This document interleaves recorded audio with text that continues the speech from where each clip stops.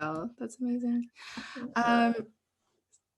So hello, everyone. Thanks for joining us this evening. I'll let Julien just start off. So this talk is co-presented by Ensembl'arts and the Barachois Summer Music Festival. Thank you, Avery. Welcome, everyone. It's so nice to see so many familiar faces. It makes me miss Barachois a lot because some of you sometimes I get to see there. We're really pleased tonight to co-host this roundtable.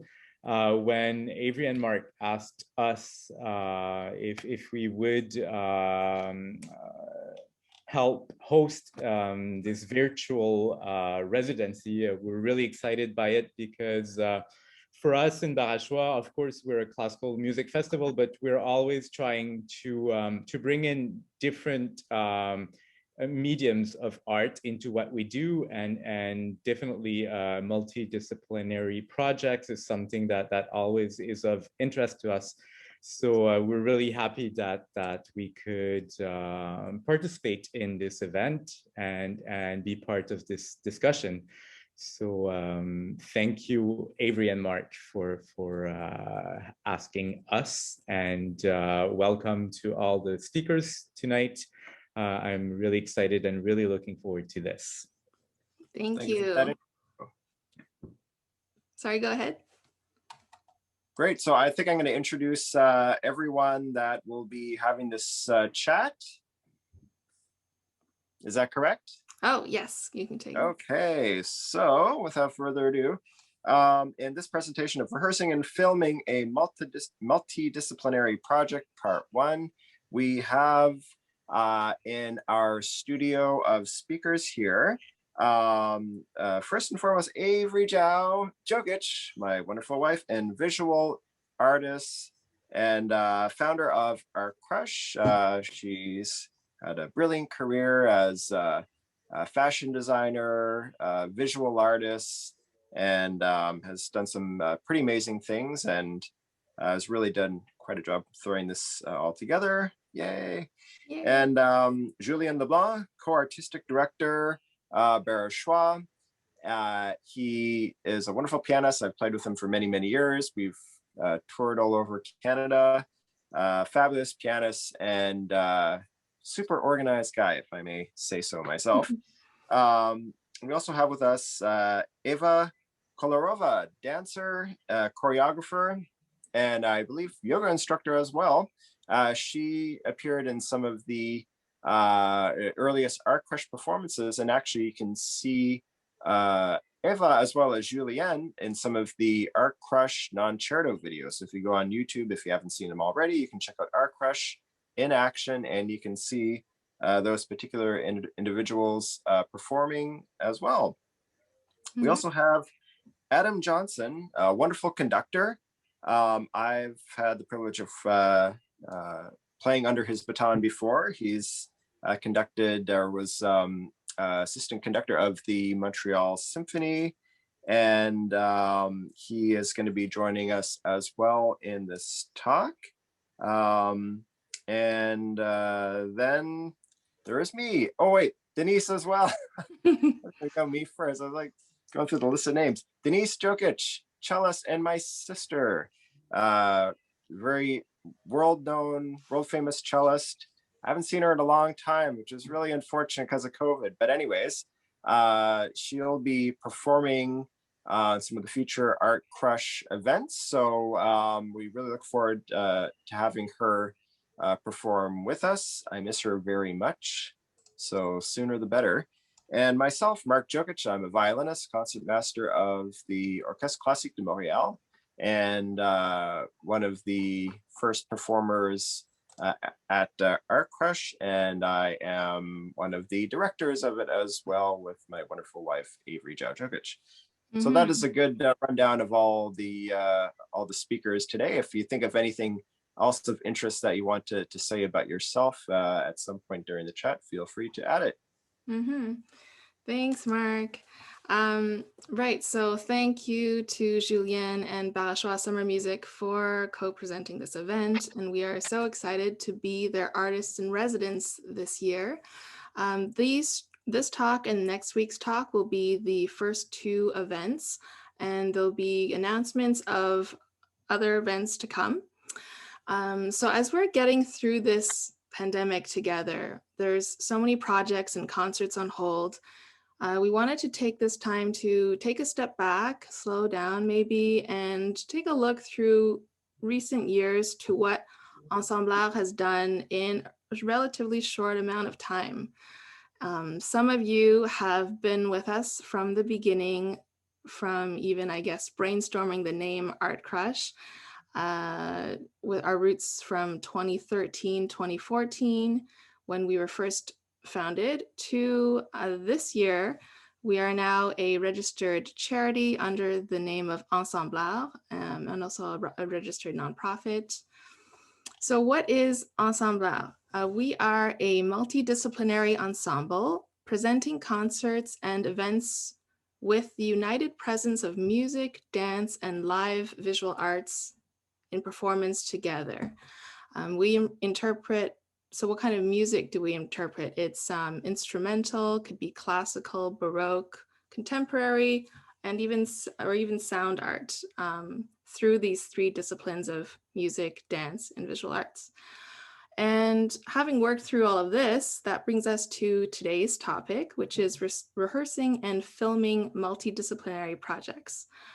And I think, or I hope, we'll touch upon a variety of things today, which is, it's sort of like a retrospective on past highlights. It's also a behind the scenes look with the artist to kind of the preparation that goes into developing multidisciplinary projects, as most of you probably already know. And they're also different and varied. So, and also a live discussion with everyone who has joined us today. So you can send in your questions or comments in the chat. We can cover it during the talk or after in the Q&A. And I guess just to sum it up, we're an organization at the beginning stages of our development. So we're always open to comments and inspiration and repertoire suggestions.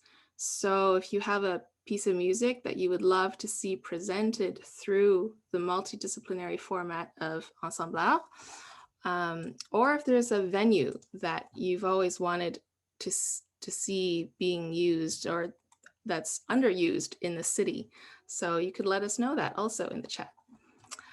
I will just do a screen share first, and I'll be doing this back and forth throughout the evening, sharing my screen and then going back to the artist's talk. So one of the highlights that happened recently, if you haven't gotten your copy of La Scène Musicale, we had an interview, we were interviewed in the latest issue, so you could catch that on the La Scène website. Or if you're in Canada, I believe you can email them your mailing address, and then you can actually get a physical, real copy in the mail, which is also always nice to your house.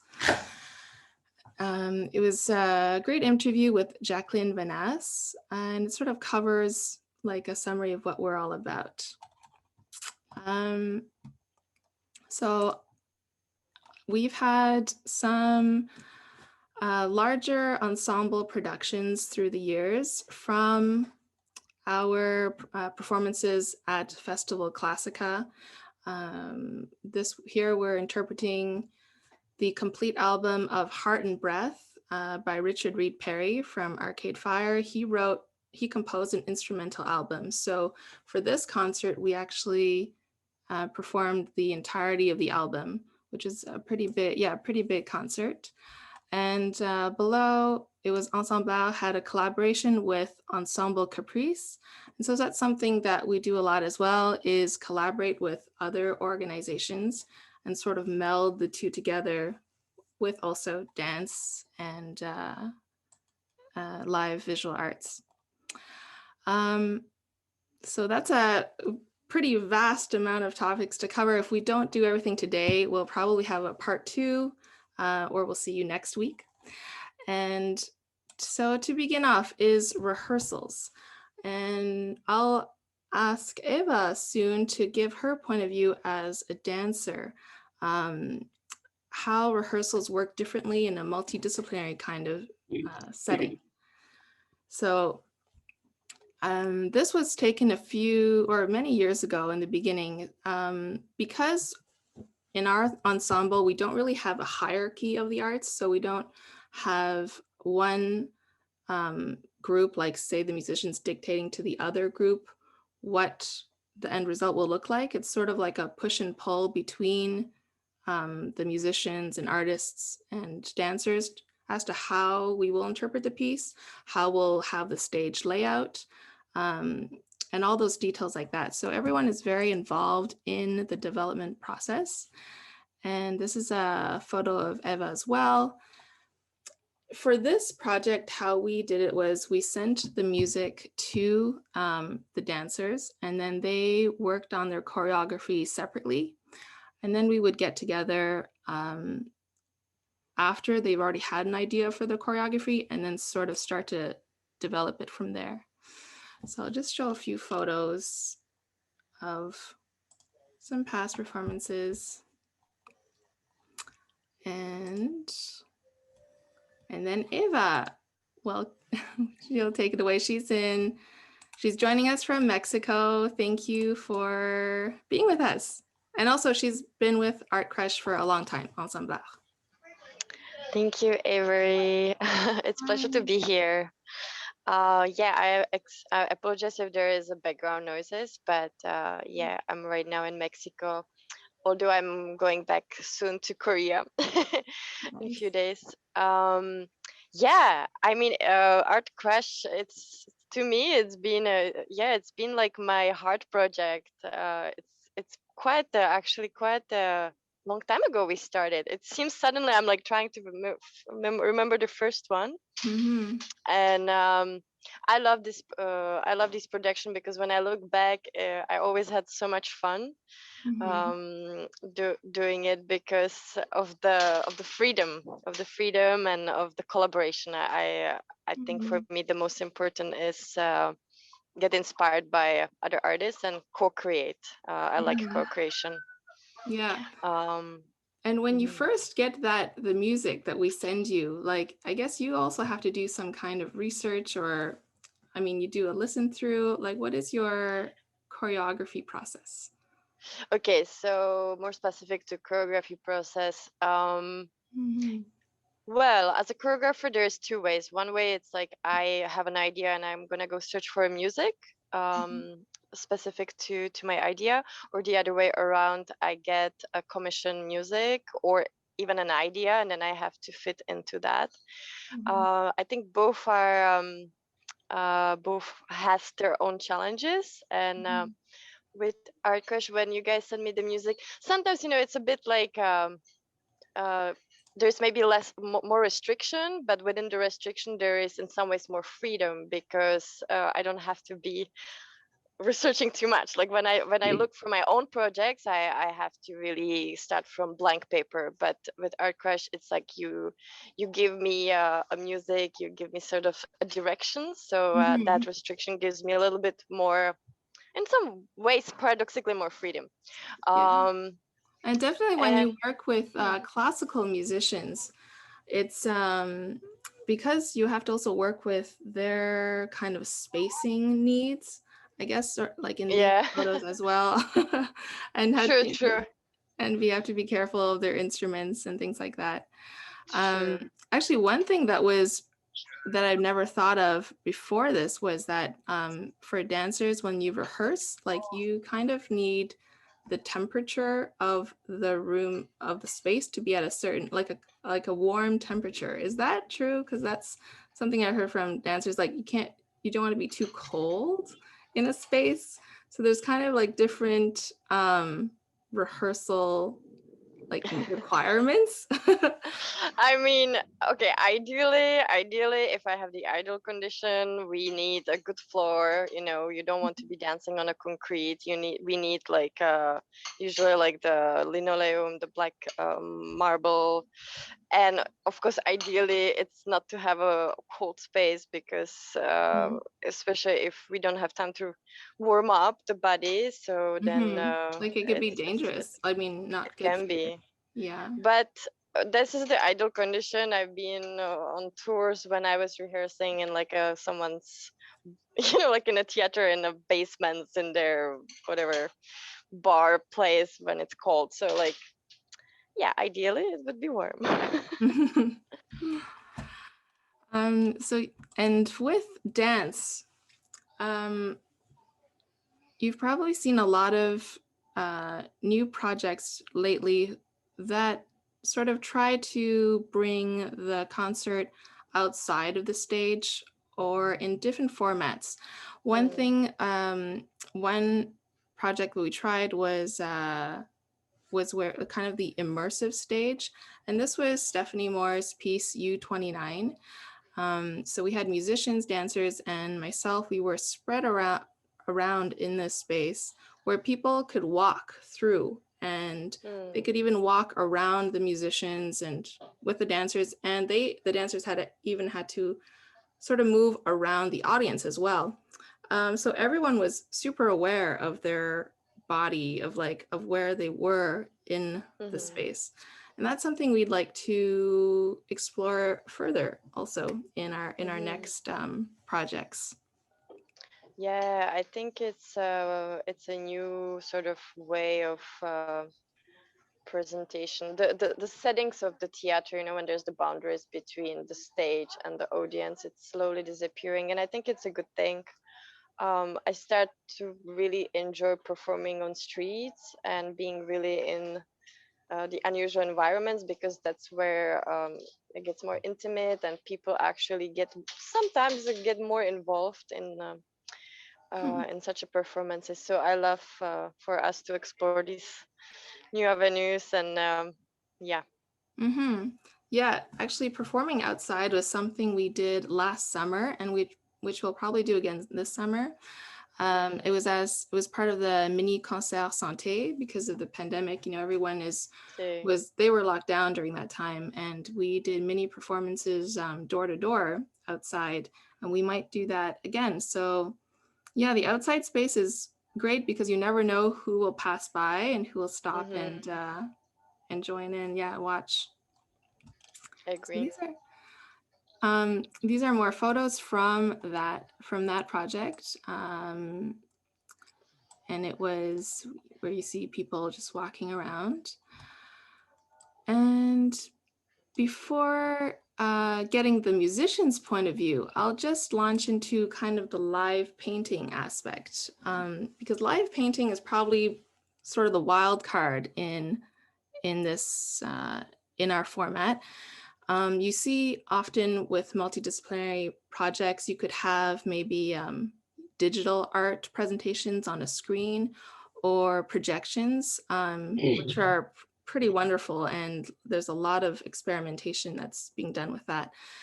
What I wanted to see, because I'm also a visual artist, a painter, and I've always been interested by what is the role of live painting in the modern era. So what is the role of live painting in a stage or live performance?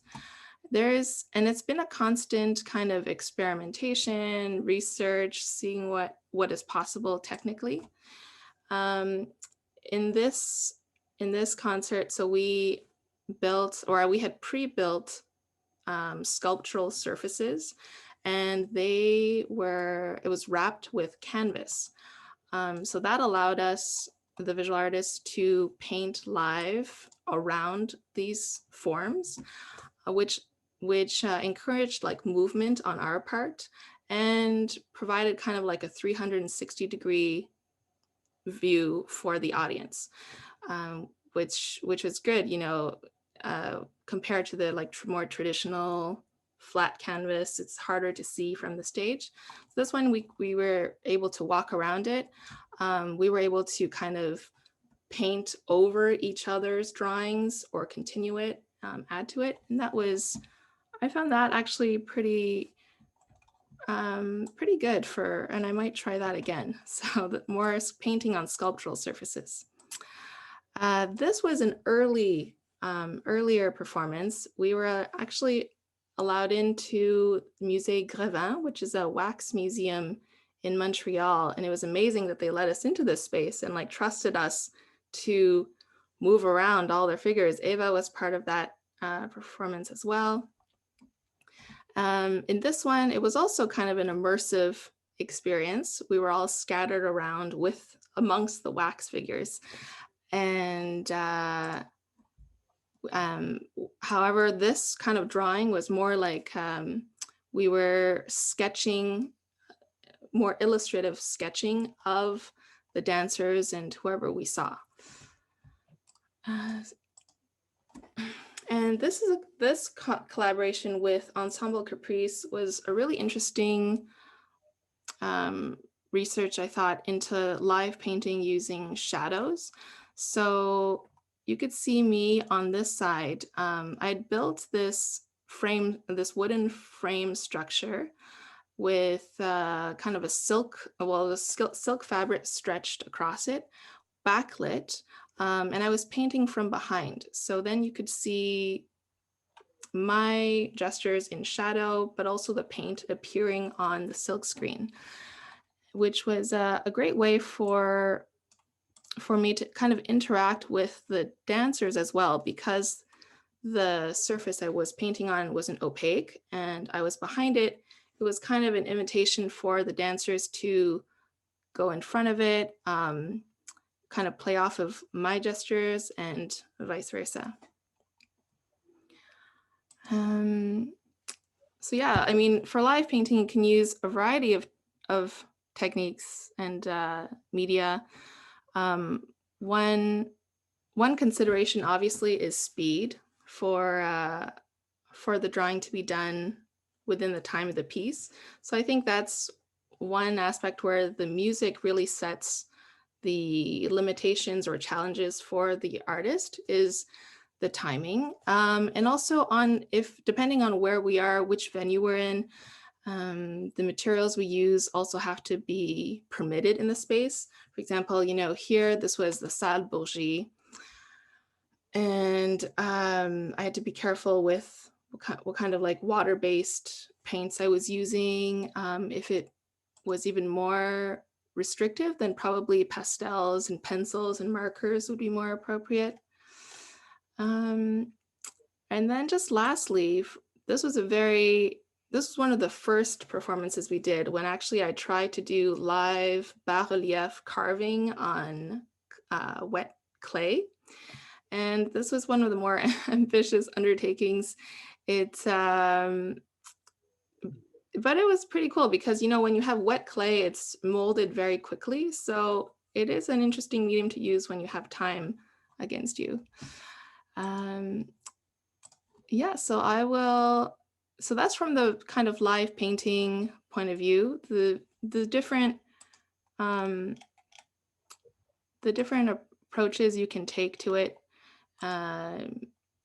Every new project that I have, I would, I guess, think about which technique would make sense with what the composer was trying to say in the music.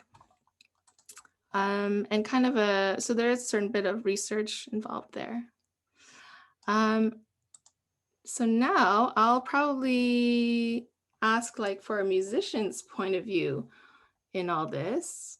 And also welcome to the people who have joined just recently. Before we move on, Avery, I have a question that came when you were speaking. Yeah. In your different projects, how many dancers and how many visual artists are usually on stage? I know it varies, but what was the larger group that you've worked with? We see that you've often done projects with a lot of musicians, but I remember the one of Heart and Beat that we were quite a few people on stage. So I think it would be interesting for the people that are not familiar, to kind of imagine how many people can be working at the same time in a space. For that, it was I think it was 3 different dancers, but there were only 2 dancers on at a time. And yeah, Eva was there as well. So I think the most we've had, yeah, is 3 dancers, but yeah, 3 dancers. And that's also, I guess, because of the stage like constraints, just to give them each space to move around in. If it was a different venue or even outside, I could see that easily like being more dancers. But Eva, I think you have performed at that Classica stage as well, and you did that with quite a few dancers. I'm still waiting for a receipt. I think we were there 1, 2. I think I always had like maximum 2 other dancers. In the middle of his... Oh, sorry, someone is not muted. Oh yeah, sorry, go ahead. So yeah, I remember that particular one. I think I only had a Jeremy or Pierre-Lou, so another one dancer. But you're right that like the stage, the problem is that with the musicians and you know, the painters, there is not enough space for more than 2, maximum 3. I mean, if we would be outside, it's a different thing, but yeah. And because like dance, I mean, there's just your movements can cover so much ground that I mean, 2 always feels like it's enough in a way. Yeah. Because even we had for that performance at Salle Bourgie, we had the dancers were even started off, I think, on the balcony, and then they made their way down to the stage. So I mean, they're just everywhere. They could, you know, their movements allow them to be so expansive. So yes, from the musicians then, I guess, you know, and in all this, multidisciplinary concerts we're so at the beginning of what's possible and what has been developed already that it's kind of like, yeah, it's a constant research. And I know from musicians' point of view, it can sometimes be a challenge or like something totally they're not used to, because for dance, they're used to working with being aware of like of the space and the lighting, and also working with other or with props or with other materials. But yeah, Marc, what do you think were kind of the challenges in these? Thank you very much. All these other insights about past Art Crush experiences. Well, maybe I'll work backwards just from our most recent performance, and I think you might have a photo of that in the PDF, but we can wait and maybe show that later if you have from that.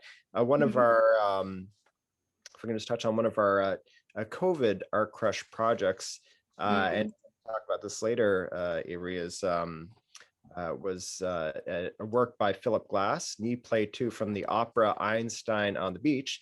And basically it was one musician, one dancer, and one visual artist. So I was a musician, Avery, you were the visual artist. And what was our dancer's name again? Sorry. Ariana, she'll be presenting next week. That's right, yes, yeah. Next week. So we actually had 3 people spaced out at a table, separated, you know, kind of a la COVID style. And this was done as part of Music and Beyond, as presented also by Art Crush. So that was, for me, a very interesting thing, because not having a lot of people there, you know, I thought it would be, you know, very different than what we were usually doing. I thought because of seeing what the dancers, this particular dancer had done before, it kind of, oh, there's an image of it right there.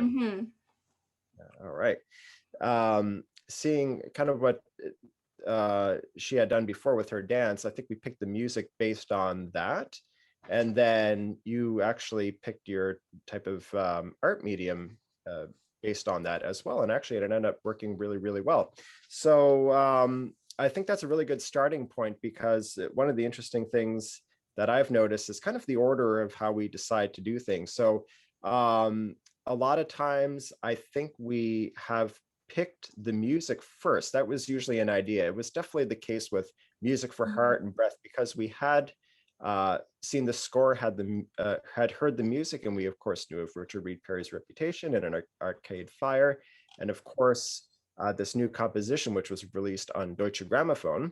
So we actually were really kind of gung-ho on performing this music, and basically we started with the music, followed with the choreography and dancers, and then of course Avery, you crafted the art medium around that. So that was definitely one format which we've done. I found also in the past, definitely depending on what kind of dancers we're going to be working, when we worked with Eva, I think it kind of opened up a lot of possibilities for music, because she's done so many different kinds of dance, like with ballet and some contemporary style. So it's really kind of opened up some choices for music. I could. But going to the nitty gritty, like if there is a quartet or a quintet, one difficult thing is trying to get the musicians to kind of leave their quartet bubble or their distance, because you need to kind of give each other visual cues, right? Do you have to look at each other, like be able to see each other in the eye in order to play, or are you able to like be really scattered and far apart from other musicians on stage? You could be scattered far apart. It depends with what the mobility of the instruments are. If it's a cello, not so much. If it's all kind of held instruments, this definitely opens up some possibilities. And the performance of knee play, definitely with being static at a table, it actually made me really want to kind of move around a bit more. So in the video, you can actually kind of see me doing some sudden stands and some kind of jerky movements while I was sitting. I was kind of inspired to kind of break out of that rigid mold of sitting at a dinner table. So I thought that was kind of interesting. I think the next time we work together with our crush, I'll probably be very, very open to that.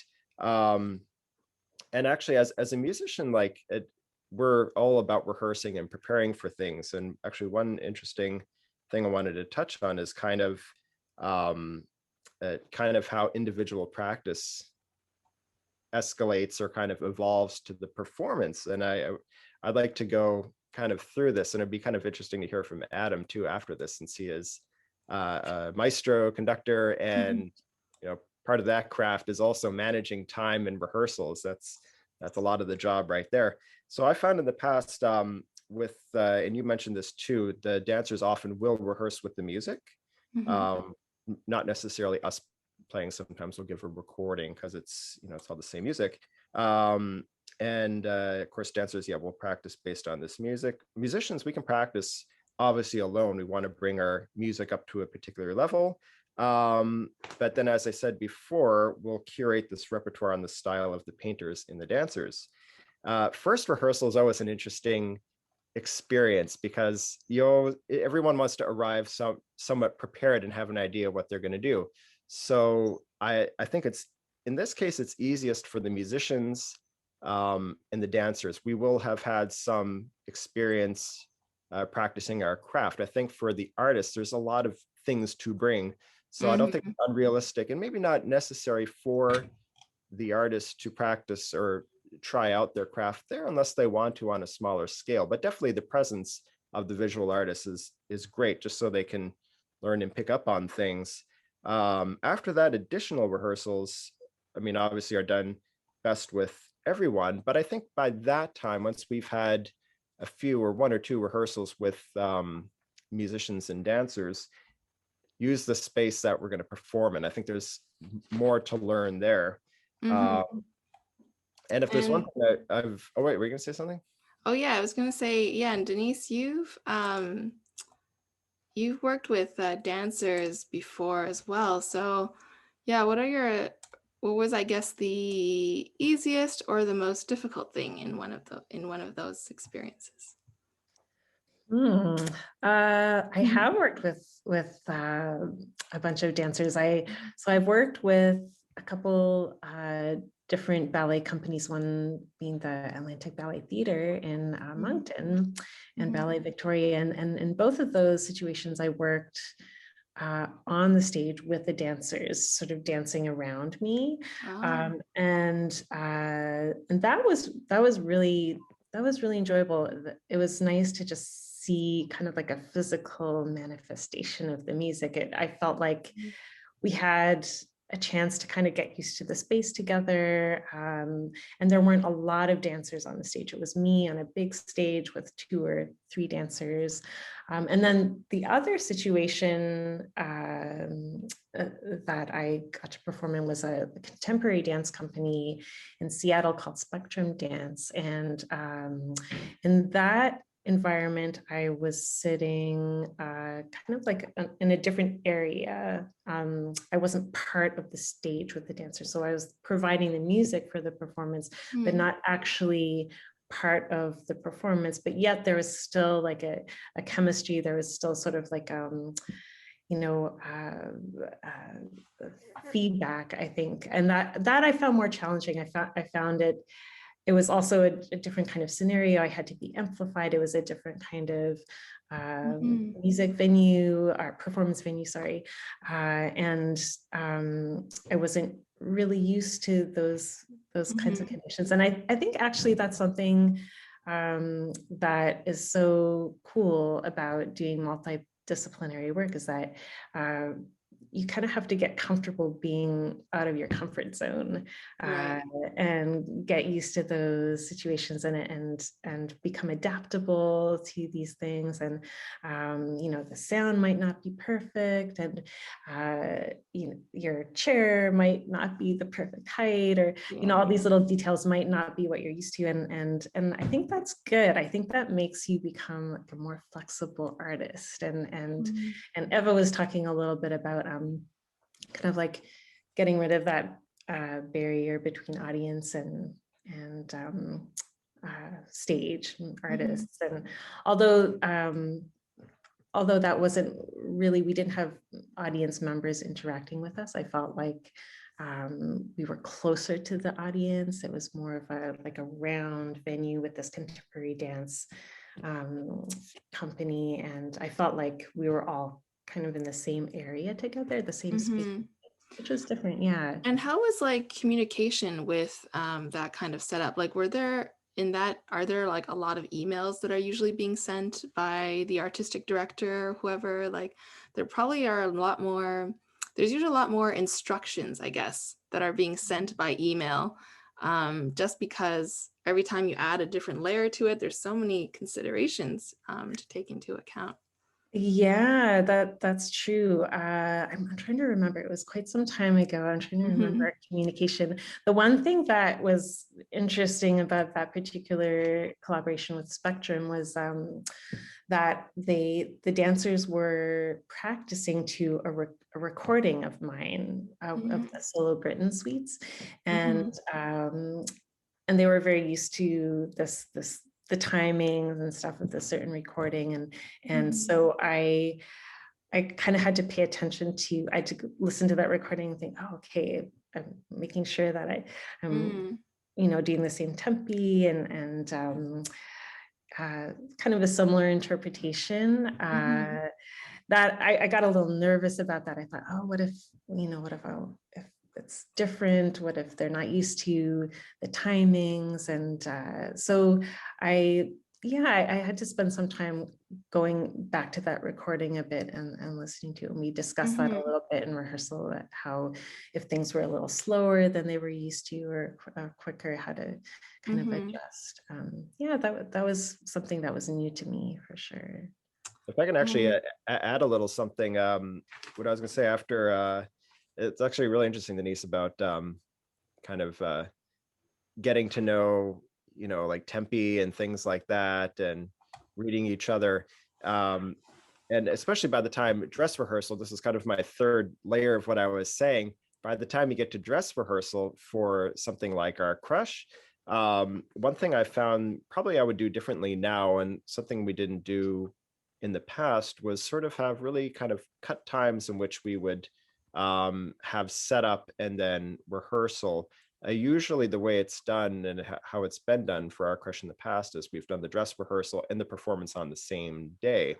And one thing we found from past experience is that it's very exhausting. So there's just so much going on. So yeah, because there's a lot of material to lug around. there's a lot of material, yeah.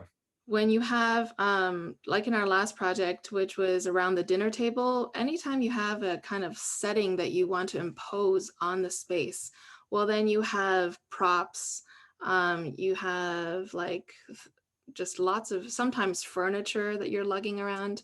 For visual arts, there's paint brushes, the paints, the water jugs, tarps to protect the floor.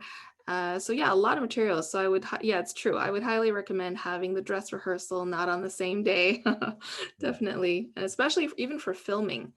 So, and that was another topic that we will touch on briefly later, is that when we found in filming, definitely to, if possible, get in the venue the day before, test out the lighting and the different camera angles, because musicians and dancers and visual artists, there's different fields of ground that we need to be filming. So visual art, sometimes you need to be really zoomed in on what is being painted. So it's very, very zoomed in. Like dancers could be more of or musicians can be more of a middle ground. Dancers, sometimes you need to have like a more step further away to have more of a sense of the whole space. So from a filming point of view, definitely to have more time reserved for that.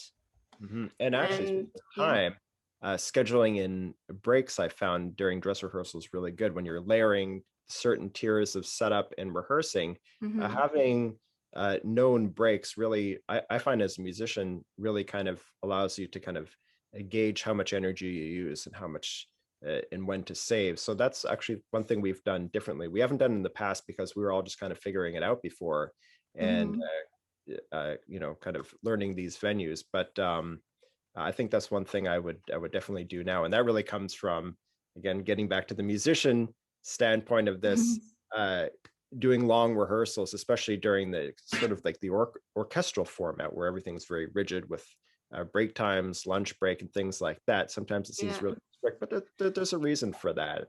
So I think that's one thing I would add. Yeah, and I think, Adam, you have a lot of experience working with those logistics. Yeah. So actually, I initially started working interdisciplinary when I was a pianist, and I toured a lot with a dance company. I was on stage, pianist for a dance thing, and there was some multimedia things as well, which kind of brought in another element where I was interacting. My face was projected up onto a screen, and the dancer was interacting with me on the screen. So I was looking into a webcam on the piano while playing. And there was an improvised element that was going along with the kind of planned live music part.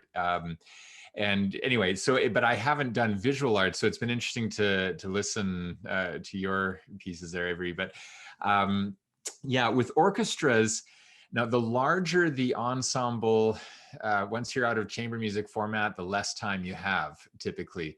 And so there's a lot of moving parts. And so the planning process has to start way in advance. And the less that is improvised and the less that is left to chance, the better. So now when working with dancers and singers and different things, you have to, of course, make sure that everybody has a very clear idea of what the end result is that everybody's going for, right? So to have an absolute clear end product in mind, move backwards from there. And then, of course, with dance needing the floor space, it's great if you can rehearse in the hall, but typically, I mean, if it's like a Maison Symphonique or it's at any significant hall like that, it's extremely expensive to have the main stage. And so the reality is typically you've only got the stage the day of the performance. And so the more that you can delineate in whatever rehearsal space they're going to be in, the more accurate you can be in pinpointing exactly how much space they're going to have. Also to take into account the space that musicians do need to play their instruments. Because you know, the dancers will say, well, I've got my 10 feet wide or whatever, but then actually it turns out the bows of, you know, the outer row of the orchestra is dipping into that space, or the dancers are used to coming right up to the edge of that space, and the musicians are going like, if I've got this you know, extremely expensive instrument in my hand, and they're not comfortable, and then the, you know, so that's right. something Comfort to, levels is a big thing, especially for musicians too. Yeah, on stage. yeah, and it's all happening very quickly, and there's very little time to adjust, and so it's nice to be able to anticipate as many of these things as possible. Also, another thing that is hard to replicate in rehearsal is what the performance lighting and sound will be. If there's a mic element involved, well, then you're going to have speakers on stage. Well, and if you've got somebody moving around with a mic, are they going to step in front of a speaker and get feedback at some point? Or is a speaker going to be too loud for musicians that are sitting right near it or right in front of it or something like this? You know, because if you've got a musician saying, I can't have this sound coming right from there, well, then you've got kind of very little time to change if you're already at the dress rehearsal stage of things. And so, yeah, these are all things that, I mean, you anticipate as much as you can, and then there's still always 100 things that you just kind of have to do your best with. But typically, also with, I've noticed in working with dancers, so like you said, Denise, they're used to working with a recording, they get very ingrained in their body a certain tempo and certain articulations, certain phrasings. Well, then in a live space, it doesn't feel the same, even if the tempo is the same. And then it is difficult, especially with a large orchestra, to replicate exactly a tempo, which has challenges for the dancers, and that it also has challenges for the length of the choreography. You mentioned too that you're, you know, when you're doing live paintings, well, or, you know, when I've worked with multimedia stuff, if we've got video going on, or, you know, some sort of other visual presentation, that's typically timed down to the second. Well, and then you want to make sure that, you know, what are you going to do if you do end up a little bit early or a little bit late? Contingency plans, you know, to try to plan what will happen there. Now, with all those moving parts, you also need to have somebody who's going to be backstage calling everything. Because, you know, when do people come out? When should the lights cues happen? When should the mic cues happen? When should the, so you need to make sure that as many details as possible are listed, you know, in the order that they have to happen on a sheet. And then if you're running a rehearsal, to make sure that whoever's going to be calling the show from backstage or from wherever they are is as involved as possible in the process, so that you know, they're really a veteran of the show by the time you get to the rehearsal process and this, you know, the performance itself. Typically, when I'm working with an orchestra, I've been working with the actors and the dancers or the singers or whatever for quite a while, but for the orchestra, it's, you know, we've often have one rehearsal the day of the show, especially in educational concert contexts. And so I've got to get the musicians up to speed really quickly on the concept, on the layout. And so I kind of will take a minute to just say, this is the general idea of things. People are going to be moving from here or there in case you need to know, right? Or these sorts of things. And then I will take the first half of the rehearsal to go through the music so that the musicians have an idea of the tempi and everything, general style of and feel of things. And then we've got a break during which there's a sound check going on typically. And then in the second half of rehearsal is the actual dress, where we put everything together. And then hopefully, if I've timed everything properly, I've got 10 minutes at the end to be able to redo any transitions that didn't work out, or that we would like to, you know, to try to have another crack at. Yeah, so I guess timing is, yeah, like such a determining factor. But actually, there's something interesting in what you said, which probably Ensembl'arts I would love to work on and incorporate going forward is like, what do you think about having technicians involved from the beginning of producing a multidisciplinary Yeah, project? Like, how that do you can ever see really that done? that can really help. So what we've done typically at the Montreal Symphony Orchestra is once we have our idea for the show, we've got kind of everything laid out. Well, then we will have a meeting with the tech person to say, this is what we would like to do. Is it possible to have, we're going to need 5 mics, and what are we going to need in terms of speakers for this, or what's the best way to amplify this into the hall? And then they can kind of say whatever. And then also for lighting, something that happens, like if you've got some sort of atmosphere in the hall where the lights are turned down, well, then the musicians need to make sure that they can see their music. So they're going to have their stand lights. Well, so we need to make sure that, is the lighting from the stand lights going to affect the overall atmosphere or not? I know, they always kill the atmosphere with their stand lights. Yeah, but then you can also have, a spotlight that then is kind of, giving somebody trouble because it's all of a sudden new lighting that they haven't been rehearsing with. So various things like this, you need to have then a technician who's able to, that while you're on the fly, you can say, we've got an issue with this. Can somebody handle it, please, while we continue on the rehearsal? You don't want to have to stop the rehearsal in order to fix the issue. Hopefully you have somebody on hand who can be working on it while you can still keep going, because you want to, like I said, with the tight time schedule, every second counts for sure. Right. We definitely have like mixed situations in past performances where, I mean, especially as an ensemble, we're usually presented by a concert series or a festival. So oftentimes they will provide their own technicians, and we've had the good fortune of working with them. Other things we've planned on our own hasn't quite been the same way. So sometimes you can kind of tell from the photos when we go through the PDFs, you can see where the lighting's really good. And then with the lighting, it's like, oh, it's okay, but could have been better.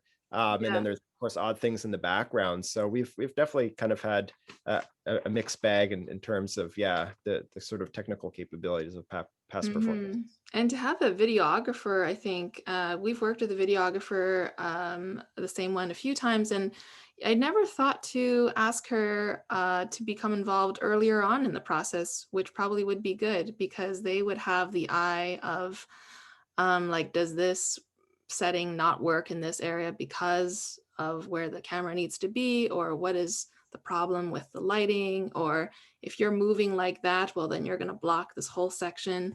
So yeah, and I'd like to add that each of the disciplines has their priorities and the things that they consider absolutely essential, which we wouldn't think of in our own discipline necessarily, and so having them be able to say, well, these are the key things that we really need, that early on, that helps.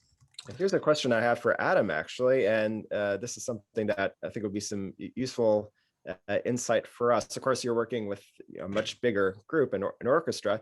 Would you prefer doing a performance where it's sort of the thing where the show doesn't stop, like opera style, you have your first half, intermission, second half with no stopping, or do you find it easier to have small works with applause? So kind of cut up like that, like traditional concert format. Oh, good question. Especially when working with dancers, visual artists, multidisciplinary, all in that field. Yeah, well, I mean, when there's it depends. When there's applause and breaks, that buys you some time if there are any problems, to be able to adjust or whatever there can be. But then the flip side of that is that you could end up with a lot more. If you've got more individual pieces, it means more things that you've got to rehearse and coordinate. So sometimes, a longer overarching thing,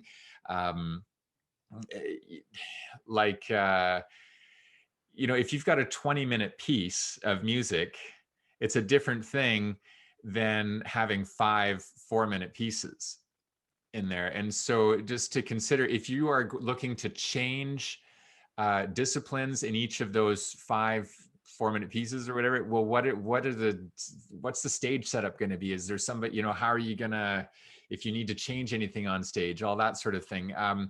So I don't per se have a preference. but they are different in their feel for sure.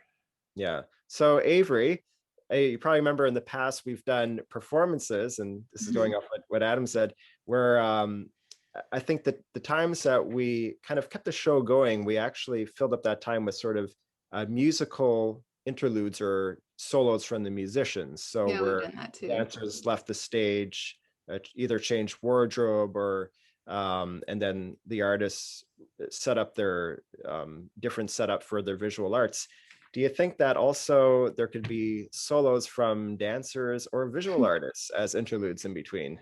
Yes, I guess that would be, I don't know, for painting. Oh my gosh, that would be so difficult. Because, How you would know, you yeah, do it's true. I also take advantage of the applause and the space between pieces to maybe change the water for my brushes and get a fresh surface to paint on, rearrange stuff, make sure like the paint, whatever I've already painted, which is usually wet still, doesn't like get everywhere. So even when I'm performing, I have a lot of like kind of housekeeping, cleaning, kind of worries at the back of my mind, probably, which is only specific to painting because it's kind of a messy, it's the messiest of all of the other disciplines. But I mean, I could, yeah, it's something that could be tried, definitely dance. But it also made me think of a question about opera. And Julien, probably you could speak to this because Julien has worked a lot with opera singers and also his partners in opera. Because opera, coach. yeah, opera is kind of like the original multidisciplinary project, although it definitely has a hierarchy between the disciplines. So what, like, how did they rehearse? How did, like, just as a quick question, but how do you pull off like an opera setting with all the stage stuff? Like, how many rehearsals do they get for something like that? Well, I don't really work in opera houses, but I know a little bit how it works. I mean, first, I think the singers work musically quite often with the conductor, with coaches. Then the staging outside of where they perform with the stage director will happen quite quickly in the process. And kind of in parallel to that, the set designers, the costume designers, all of that is kind of something that's happening separately from the music making. You know, the bigger part of the rehearsals, like the singers might get some of the props and sometimes the real set or makeshift of what the set will be, but they don't usually have a full idea of how it's going to feel like to be on the stage until they get to usually what's called the piano tech, where like they'll run the opera in costume with the sets with a pianist playing, and they might they'll have a process of rehearsal with the orchestra, which is called like Sitzprobe, where the singers just sing the music with the orchestra. And sometimes they don't have many rehearsals on stage actually with the orchestra. They might have like 1 or 2 runs before the dress rehearsal. So I think it's a much longer process than anything that we're talking about today. But it's kind of it's a little bit like more run like a business, you know, and it's kind of an industry in itself with like everyone having their separate departments, and like, you know, the way an orchestra rehearsal is run is quite similar. So actually Adam probably would have as much knowledge, you know, of the organization part. And definitely, I think because quite often there's not too much time of rehearsal on the stage with everyone there, planning it in advance and having a very, very organized and definite idea of how the time is going to be used on stage for rehearsal is very key. And, you know, like trying to foresee any kind of issues that could happen before they actually happen. Yeah. That's really, really cool. Interesting to see the differences and similarities between opera. And but yeah, it's really interesting. You said it's very departmentalized, as you said. Yeah, and there's a hierarchy of who does what and how things are supposed to happen that have been set, you know, by years and years of experience. Some smaller companies, you know, work differently and might have a little bit more like of improvisation kind of aspect to what they do. Yeah, which I love, like the improvisational aspect. Yeah, and personally, like the only opera I've ever played was Péléas et Mélisande in Toronto, which against the Grain Theatre, which is a small opera company that puts on opera in kind of like unusual space. And we were in a courtyard actually for this performance. That was like kind of almost there was kind of a building that was almost surrounding the entire courtyard except for one wall of it, let's say, that was a street. And the audience was kind of sitting in an L shape, and we're using the entire courtyard as the stage. And that was really interesting because we were starting, it was the summer, so we were starting with daylight, and as the sun was setting, the lighting of the show would come in, so it created a really, really, really cool effect. You know, and also we had to compose with, like, you know, street noises with whatever was going on. We were in a city, we were in Toronto, and what was really actually really, really cool is as soon as the sun was setting, the birds were really starting to sing with us. And that really created that with the lighting really created a really kind of magical, like absolutely incredible atmosphere that I don't think you can actually completely recreate in like a theater. Nice. Then I'll just throw in one last question before kind of going on to some last topics and winding down is, so when we have everyone together, obviously for dancers, they often need to, well, like make some gestures with force, you know, maybe stamp the ground. And that creates like kind of a unexpected, well, a sound, like sounds that are not part of the music. So what do you think about that? And I mean, is that just a part of the multidisciplinary experience? I mean, here they're performing Baroque music. Is that out of place, or should like repertoire be chosen with this in mind, or should choreography be done with this in mind? So anyone could answer, like either Denise or Eva. Yeah. I have my thought on that. I think a lot of the older repertoire was actually, you know, designed to be performed in small intimate spaces like salons in castles, and people were often socializing at the same time as the music was being heard. So I think that outside noise is actually in a way part of the art form.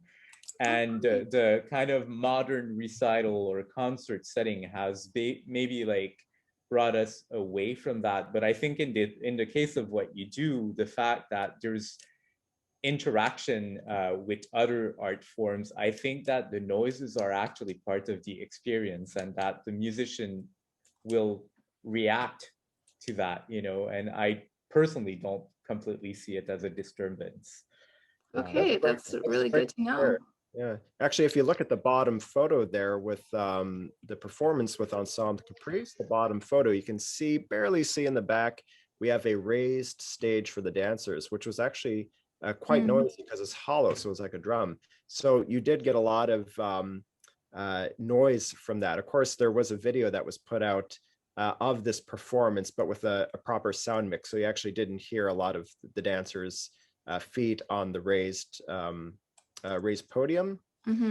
But I think that's a great point you made, Julien. And I think going into next productions, I think personally, I think it's beautiful. Even for me, I love hearing musicians when they breathe and when I hear the instrument like kind of squeaking. And I think for me, yeah, like the dance and the music live, that's like part of it. It's that we make organic noise all together aside the music. So I think it's a good thing.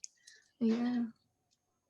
That's pretty cool that, I know, you love like really being present with the people you're working with. So that's pretty cool. You even, you don't mind their noises either. And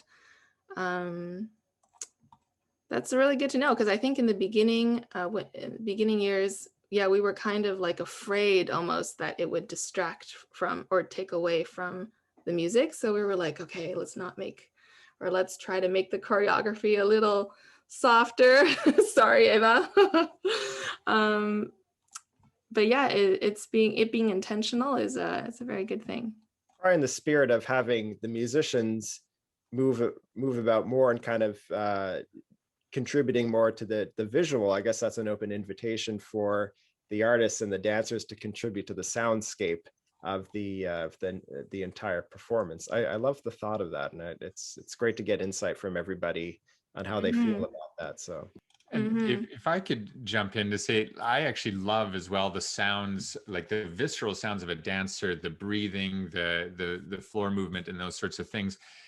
So there's sounds like that I think are awesome as part of the presentation. Other sounds like fan noises or what, like lights can be clicking and stuff like this, or say that raised stage that was hollow. Some things like that where it's like, well, if we can do away with some of that ambient noise, and it's because it doesn't contribute necessarily, it's just a result of, well, then we typically in the performance that I've been part of, we've tried to minimize those, while certainly a dancer breathing and jumping and landing, I mean, it's amazing. It's an amazing part of the thing. So the unwanted technical things we want to avoid. And then actually I'd stopped share, but I'm going to share it again. So many things to cover, but one of the last things was filming on location, and that's a whole kind of thing in itself, but we could just touch upon it a little bit. So same kind of concerns as we had before, with getting so much gear and so many people into a space. This was, we were filming on location a few years ago in the Maritimes, and we were in New Brunswick, Nova Scotia, and also in Quebec, filming these multidisciplinary projects. And Denise was part of some of them. Yeah, this photo here is from New Brunswick. Actually, we're in Fredericton there, and Denise was there. Yeah, me and Julien as well. And so I guess one thing to keep in mind when we're filming on location is like, you're really there for kind of the long haul, and you're always waiting on someone to be ready. I guess the musicians are waiting the longest. Denise, how was that experience? Just I think you were waiting around a bit, but yeah, it's kind of fun. I think it allows you to, when you're filming on location, the location itself, that the venue, it almost dictates the mood of the recording, the film, and I find that kind of nice to have that luxury of time, to just take in the atmosphere, to be able to absorb everything that's going on. Personally, I don't mind having that time to wait, to think about you know, what other things that we could tweak in the project itself, getting a chance to chat with the other artists, maybe take a look around the gallery. Those are all things that are, I don't know, I found really kind of fun about that experience, and not just being in a rehearsal space, a dark room or a concert hall. It was, yeah, it made it more casual and just, yeah, more fun for sure. Mm-hmm. And then when, let me just see. And when it comes to editing, so not everyone will do this, of course. This is more for the smaller ensembles. Or if you wanted to have, or if you're leading your own kind of multidisciplinary project without a big team. So one of the things you'll have to face is post-production and editing. And I know Stephanie will be talking probably more about this next week, but for the editing and post-production part, it's surprisingly a very involved process with the musicians and with the people who were being filmed, especially in multidisciplinary, because here's just a screenshot of when you're trying to edit like a music video for multidisciplinary performances. The sound has to be well edited, and then the footage. There's sometimes musicians or composers can be very like specific about what kind of images are being shown to the music that's being performed. So there's in terms of editing, probably there's like some parts in the music where you really want it to be reflected in the visuals. So if there's like a change of a mood in the music, to have that reflected in the footage being shown. So that's something to take into consideration for music videos that show so many different things, is that everyone will have kind of a different need, like Adam was saying before, like they have their own priorities of what's being shown. Yeah, Mark, I don't know if you had any thought about that for the video. Yeah, I mean, actually pretty much all the videos we did for Art Crush required, well, not only musicians, artists, and dancers to just repeat the performance many times through. So, of course, we're only human, so fatigue sets in. So sometimes you have a kind of a low moment and then you peak. So there's really a kind of a mix of our best and not so best works, depending on the energy being put into it. So yeah, and I found with the knee play too that I did by Philip Glass, it was a very exhausting sort of presto speed piece. So during the repeats of all the performances I was doing, you know, I had to sometimes actually stop playing and take breaks. But of course, right, because we kept asking you to play it over and over and over again. For us, it was easier to repeat the same actions, but for you to repeat the same piece so many times in one day, it was pretty challenging. Of course, I pre-recorded the audio, so it wasn't a problem actually just hitting notes, but actually like syncing to my pre-recorded audio. But when you do edit these videos, I mean, you know, we'll only take like a few second clips and then change scenes, so that ends up not being a problem. But that's why, as you were saying, it's good to have everyone's input. You know, does this look all right, or am I matching to the music here, or am I in sync with the audio? All these things are definitely something to consider, and something us as an ensemble learned and picked up over years of doing these Art Crush videos. I don't know how you feel about it, Mark and Denise, but for me, performing on video as playback is one of the hardest things that I've ever have to do as a musician. Oh, yeah. Yeah, no, it's and it's weird because the point is to actually just, at first you don't think to put all your energy into looking convincing, although your audio is not being recorded, it's all visual. But of course, as musicians, we're so dedicated to the music and, you know, really putting that at the forefront, you know, sound over visual, you could say. So sometimes it takes a few tries, I found, for myself to actually get in the mood of putting on a more visual display of a performance. I know, playing with both of you guys, since, you know, I've known, of course, Denise is my sister, so we had, you know, awesome time doing it, because, you know, we have fun no matter what we do. And of course, Julien, you and I have been playing for years, so of course we had a great time doing that. But when you're collaborating, especially with new people, I find sometimes it takes a few tries to kind of break the ice. So we're fortunate to have known each other for a long time. I think that really helped. But yeah, that's usually the progression through video shoots that I've experienced doing this.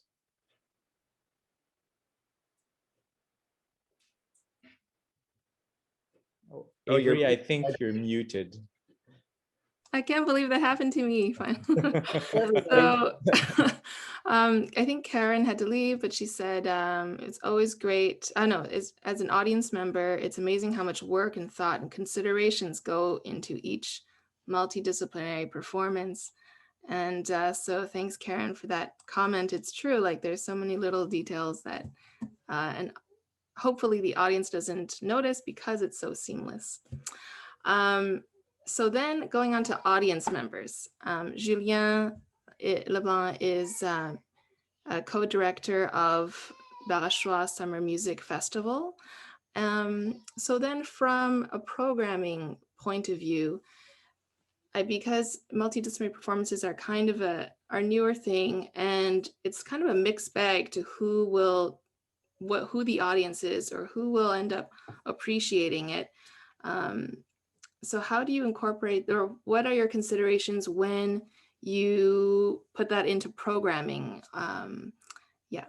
Well, actually, personally, I always see it as a way of interesting perhaps a public that doesn't usually come to our event, because we are incorporating artists from other universes, which usually come with their own public. It's a good way to actually reach out and build our audiences, I find. You know, our series is a little series in kind of in the countryside, in the Maritimes, and a lot of our audience members are not necessarily people that usually listen to classical music. They just come because they're interested in what we're presenting, and the fact that when they come to our concert, they discover new things. So I usually find that they're very, very open-minded, and that they don't necessarily come with preconceived ideas like perhaps some classical music series public might have, because they're real like connoisseur, where like our public is really open to anything, and if we present it well, it always works beautifully. We've have experienced a little bit with multidisciplinary programs, especially we often add, I guess, words to our concerts. We often have speakers or poets. We do sometimes, yeah, concerts with like poetry readings or letter readings that are connected to the repertoire we're presenting. It's something that we really want to explore more and add, especially like the visual aspect. Dance is something that I've always would have liked to try.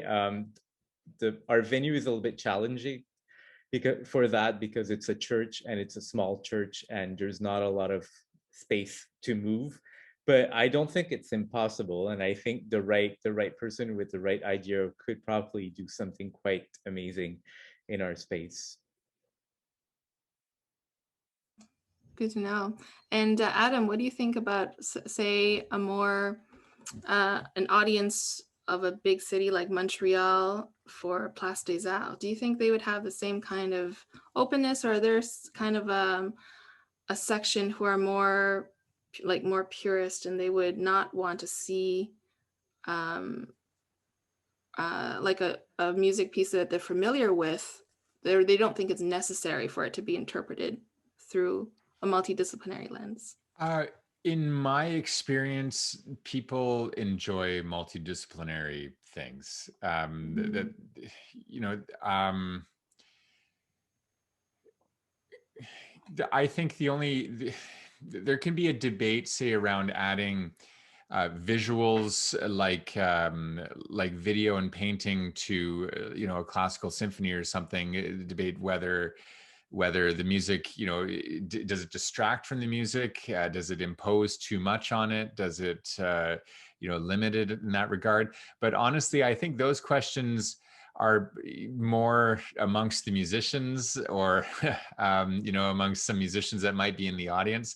I think for the audience generally, the more aspects there are to take in, the more appreciation there is, in a way, so I'm certainly not typically concerned about whether, I mean, if they're there, generally they've had some idea of what they're coming into, right? And so I haven't experienced really any surprises in that regard yet.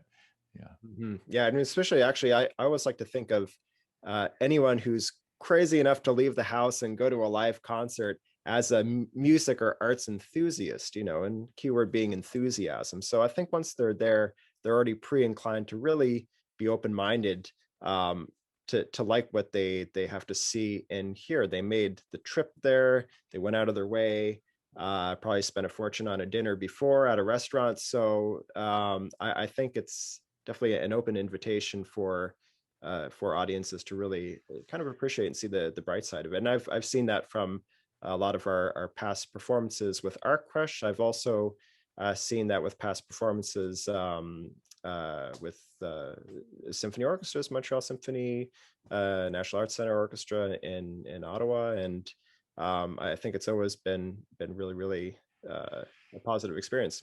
I think in some music that might be a little bit more challenging to access on a first listen, some contemporary music, having other aspects there can really help absorb the music more quickly. One example I'm thinking of for large symphony was Messiaen, Tarangulila. It's really intense Messiaen for, I forget how long it is now, but it's an hour and a half or something like this. And so you've got to be a pretty, dedicated listener if it's only the music. And we've performed it when I was resident conductor with the Calgary Philharmonic, and they put it on, and there were people that left, partway through and whatever, and they knew that in putting it on that would happen. We also did it with the Montreal Symphony Orchestra, and there they had visuals, and the colors of the stage and everything would change according to the moods of what the music was. And I think that can help guide people through, when just focusing on only the auditory can be a pretty massive endeavor. Cool. Gedji, you're on mute. Oh yeah, that's a really good point with that. I thought I'd just bring up, we're looking at the time now. Yes, I was just going to say. An hour and a half, and since we're talking about audiences, Gedji? Yeah, so I think that was a great ender for that, to have some thought for the audience, and to remember, to see what they're thinking, and also probably to talk with them afterwards, and to know what kind of pieces they would want to see, and also what kind of venues they would be interested in. So we have come to the end of our artist talk for today. And we've covered, for those who have just joined us, I think someone just joined us a few minutes ago. Welcome, Cheryl. We covered a whole range of topics, everything from rehearsing, points of view from dance and choreography, to the musicians, to stage layout, to preparation. And if you're thinking about producing a video or recording your project, to have the technicians and videographer be part of your project from the earlier on, maybe from the beginning, and all the way to audiences and programming. So thank you so much, everybody who has given your input. And it was really interesting to hear from everyone's like points of view. And also it's been amazing working together, and hope we work together in the future as well. So next week we will have a similar talk as today in French mostly. And we will see if there's subjects we haven't covered. We'll have a part 2 maybe down the road, maybe in a year, when we can check back and see what projects we've produced in the meantime and see how things have changed. So yes, thanks again, Julien and Barachois Summer Music. We can't wait to actually play there. I mean, to see you again in New Brunswick when this is all over. That'll be great. Denise, I hope that's not the next time I see you. I hope I can see you before that, because I miss you lots. I miss all of you a ton. I miss you too, Marc. Oh, and I forgot to mention I'll have to check the recording of the talk, but this talk was recorded, and I will share it with our residency, people who've registered to follow our artist residency, and make that available to them, and maybe also share it on Facebook as an instant premiere so that people can view it again who weren't able to catch tonight's talk, because I know a lot of our friends now have children at home, so they really wanted to make it, but they weren't able to. But shout out to Shannon, who is a trooper and did make it. So yeah. We'll also publish it on our festival page as well, on our Facebook page. Thank you, Julien. All right. Well, thank you, everybody. If there's no other questions or comments for the artists, yes, a big round of applause for everyone. Yay, thank you all. Thanks, Eva, for joining us. Oh my gosh, it's already, it's already dark there, like here. Yeah. Nice. All right, well, bye. Good night. Bye-bye. Bye-bye. Thank you.